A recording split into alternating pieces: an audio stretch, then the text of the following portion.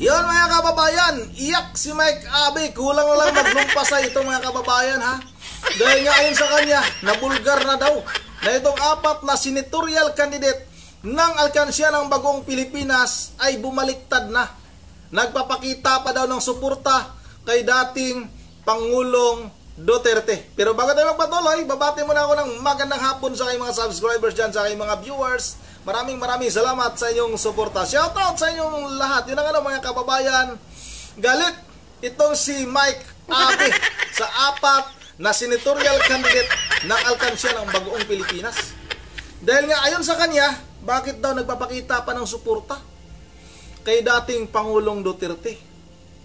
Nasa line up ka ng alkansya ng Bagong Pilipinas, ito ng mga kandidato ni Pangulong Bongbong Bangag Marcos Jr. pero nagpapakita ka pa rin ng suporta. Bakit daw sinabi mo na illegal yung pagka-aresto kay dating Pangulong Duterte ng ICC? Talaga namang illegal. Halos lahat ng mga eksperto ay nagsasabing illegal, hindi lang dito sa ating bansa, hanggang doon sa ibang bansa mga kababayan, kahit ibang lahi ay sinasabi nila na illegal yung pag-aresto kay dating Pangulong Duterte. Mabuti nga itong apat na senatorial candidate ng alkansya ng Bagong Pilipinas kahit na paano ay may paninindigan pa, may mga konsensya pa. Hindi katulad nitong si Mike Abe na ito, na traidor din ito katulad ng kanyang amo. Kung maalala niyo mga kababayan, sa mga hindi pa nakakaalam, itong si Mike Abe ay isa ito sa mga newscaster noon sa Isiminay. Pero nag-walk out ito. Trinaydor si Pastor Apollo Kibuloy. Dahil lang sa opinion noon ni Pastor Apollo Kibuloy, bakit hindi nabanggit ni Pangulong Marcos Jr. sa kanyang pinakaunang suna yung pagsugpo sa pinagbabawal na gamot at pagsugpo sa mga makakaliwang grupo. Aba, galit na galit itong si Mike Abe mga kababayan. Nag-walk out. Siyempre tayo, magtataka tayo, bakit ka nagagalit sa mga ganong opinion? Gusto lang naman na malaman ni Pastor Apollo Kibuloy kung bakit hindi nabanggit ni Pangulong Marcos Jr. yung pagsugpo sa pinagbabawal na gamot at pagsugpo sa mga makakaliwang grupo. O bakit Mike Abe? Isa ka ba sa dalawang yun nakasama? Una, yung paggamit ng pinagbabawal na gamot. Bakit ka nagalit na gustong ipagpatuloy ni Pangulong Bongbong Marcos Jr. yung pagsugpo sa mga durugista? At itong pagpapahinto sa mga makakaliwang grupo. Kasama ka ba sa mga yun? Bangag ka rin ba? Nagtatanong lang. Kaya galit na galit ito kay dating Pangulong Duterte mga kababayan eh. Kasi nga, baka lang, itong si Mike Abe ay apektado. Hindi siguro ito nakakagalaw nung panahon ni Pangulong Duterte, nung may war on drugs.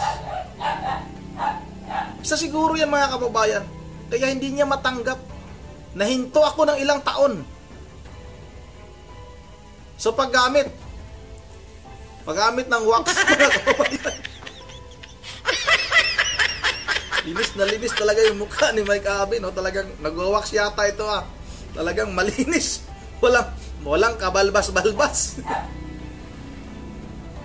Ikaw Mike Abe halatado ka, nagpapalata ka masyado. Huwag kang magpahalata na ganon yung ginagawa mo. Mabuti nga itong apat na ito, kahit paano may mga konsensya pa itong mga tao na ito eh. Hindi talaga katulad mo eh. Ito na mga kababayan Huwag na natin ito patagalin, sabay-sabay natin itong panoorin. Hindi na po may tago mga kaibigan ang apat na senatorial candidate ng alyansa ng Bagong Pilipinas o Bagong Pilipinas, alkansya Pangulong Marcos Jr. Ito na ba sinasabi natin Talagang mahirap pagkatiwalaan ako from day one. Sinabi ko na mahirap pagkatiwalaan itong mga politiko. sumama, kinuha ni Pangulong Marcos bilang mga kandidato. Aba ngayon pa lang ho, nung mahuli si Duterte ng ICC dahil sa Interpol, ay lumantad na eh. Ang pinakahuling nagsalita po ay si Francis Tolentino na sinasabing may pagdududa siya na parang illegal ang ginawa ng pag-arresto raw kay Duterte. Abogado yan eh. Kandidato ka ni Pangulong Marcos tapos ang sinasabi mo ay parang may pagka-illegal. Ibig sabihin hindi mo gusto ang ginawa ng administrasyon ni Pangulong Marcos. Ay bakit kasama ka sa kampanya? Ayan. Okay, isa lang yan. Ito rin si Villar. Yung mga Villar po, hindi rin masaya sa nangyari pagkakahuli kay Duterte. Ay si Camille Villar, na anak ng mga Villar, ay isa sa mga 12 kandidato ni Pangulong Marcos. Alam namin yan. Okay? Sunod, si Pia Cayetano.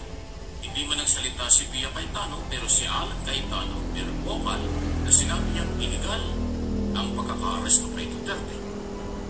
Eh si Cayetano ay nagsisipsip din sa Malacanang. At yun na nga, si Pia na kanyang kapatid na ate niya ay kandidato again ni Pangulong Marcos sa alyansa ng Bagong Pilipinas.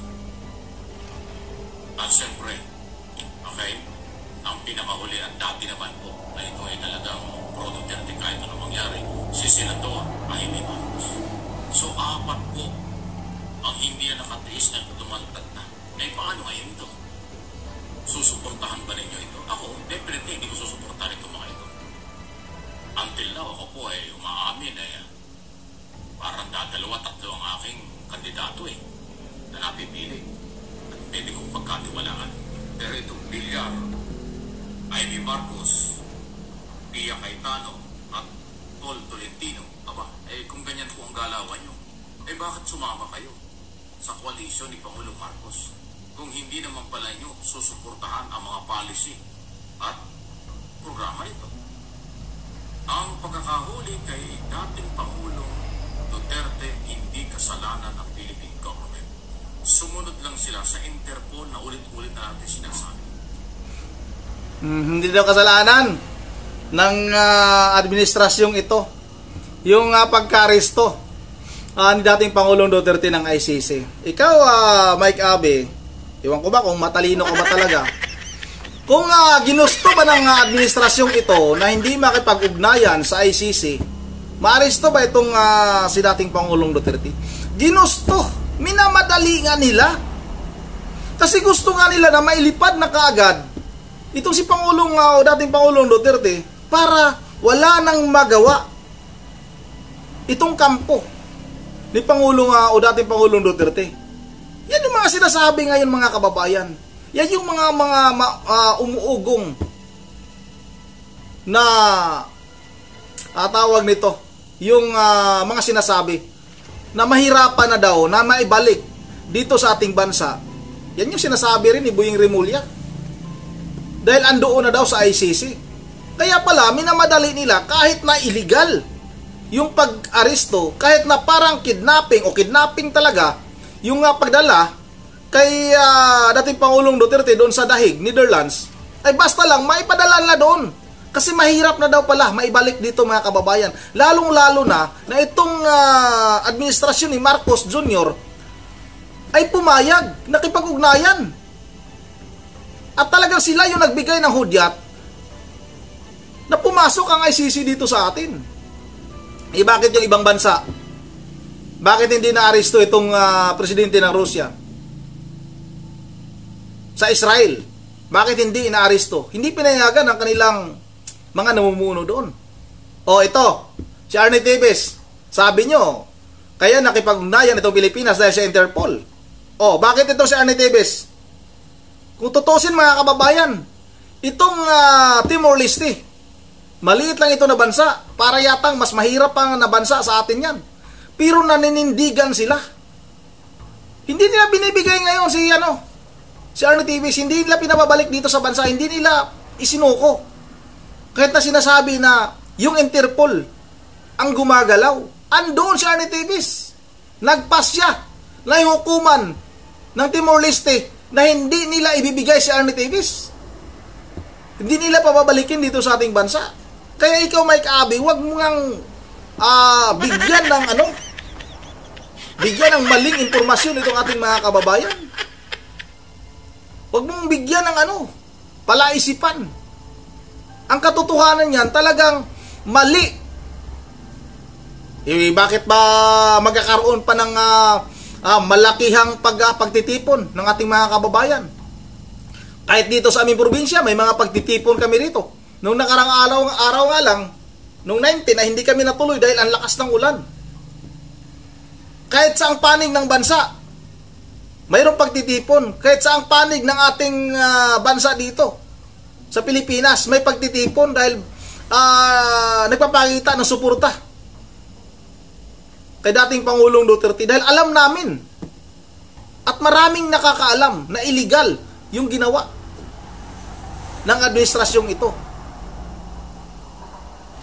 Dahil sa politika naman talaga itong mga kababayan Hindi naman nahantong sa ganito ito. Kung hindi sa ambisyon ng mga ito na manatili sa kanilang posisyon. Kaya ikaw, Mike Abby, iwan ko lang kung anong posisyon ba yung hinahangad mo. O baka gusto mo lang talaga na patuloy, baka yung pagsinghot mo. Pagsinghot mo ng tawag nito, yung Vicks inhaler. Wala ko sinabi na na nagpapakita ka lang talaga, Mike Abby, na isa ka sa mga apektado. Kasi nga, mga kababayan, halos naman yung mga nagagalit kay dating Pangulong Duterte ay sila yung may may ginagawang hindi maganda para sa ating bansa. Ito, ipapatuloy natin to. Malapit na itong matapos, konti na lang ito. Dapat kung kayo sumama kay Pangulong Marcos, lalo na kung kandidato kayo ng alyansa, ng koalisyon, dapat susuportahan nyo ang policy at galaw ng Office of the President. Dahil turso kayo at opisyal na kandidato kayo ng pamahalaan, ay bakit kayo iba ang ginagawa? So again, mga Villar, Camille Villar, Jaime Marcos, Pia Cayetano, at si Francis Tolentino, paano ito ngayon? Paano kayo ibuboto ng Marcos loyalists, Marcos supporters, kung ganyan ang inyong dating? At ako, hindi ako magdadalawang isip na ipanawagan sa mga botanteng Pilipino, especially ang mga Marcos loyalists at supporters. Mahirap pagkatiwalaan ito mga ito. Kung ngayon pa lang na mag-e-election pa lang, humihiwalay na. Ako sa aking personal na opinion, humihiwalay sila. Dahil sa halip na manahimik na lang at suportahan ang ginawa ng gobyerno na hindi naman pwede tumanggi sa Interpol, bakit kayo ay nagre-reklamo pa? So, kung sinasabi niyo kayo ay independent senador, candidate, bakit kayo nasa koalisyon?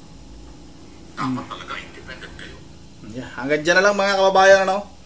Ito, Mike Abby, huwag kang mag-alala, hindi talaga namin ibubuto yan. Yung 4 na yan. Yung 12 talaga. Hindi namin ibubuto yung mga yan. Dahil alam namin na mga balimbing yan. Huwag ka nang umasa. Kasi hindi naman talaga mananalo din yung mga kandidato ninyo. At yung sinasabi mo na walang magawa sa Interpol, huwag mo kami paglulukuhin. Bakit yung Timor-Leste nga? Bakit may nagawa sila? Bakit tinanggihan nila? Na itong si Arnie Tibes ay isa pa talagang Pilipino. Hindi nila kalahi. Hindi kalahi. Hindi. Ikaw, Mike Abby, wag mo nga kami paglulukuhin. Hindi makatanggi sa Interpol. Hindi talaga makatanggi yan. Dahil sila mismo ang tumawag. Sila mismo ang nag-uusap. Inamin na nga ni John Vic Remulla Itong may pamangkin na isa ring isa ring tawagin na lang natin bangag. Yung anak ni Buying. Sila na nga mismong umamin na ang gobyernong ito, 4 yung nagplano, 4. Ayaw pang sabihin yung katotohanan. At yung 4 din na senador na nagpapakita daw kuno ng suporta, ay baka gusto lang na makakuha ng boto sa mga DDS. Hindi na namin ibubuto yan. Malabo pa sa sabaw ng pusit, Mike Abby.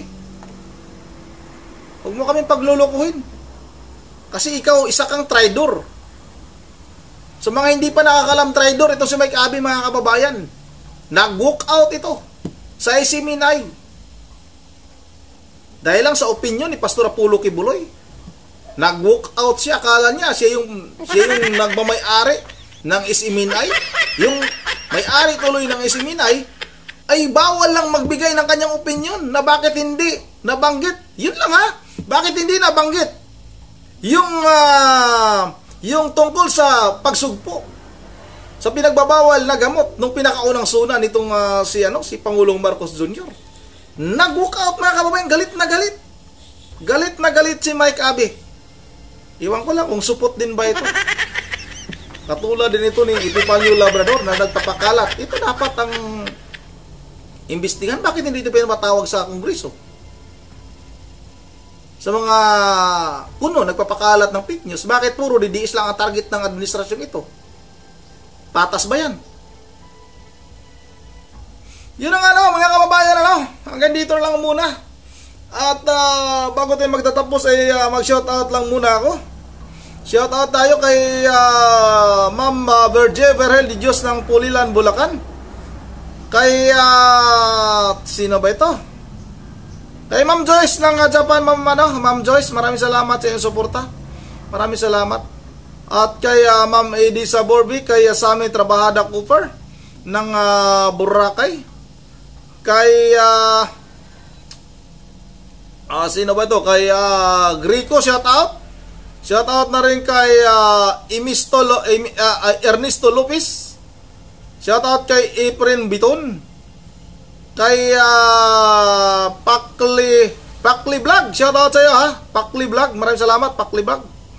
Kay Joel Gonzales, shout out. Kay Noel Lulo, shout out. At kay Kanto Cheese Bibi. Yan ang hanggang dito na lang muna. At once again, this is Rondi TV mo. Ingat tayong lahat. God save the Philippines.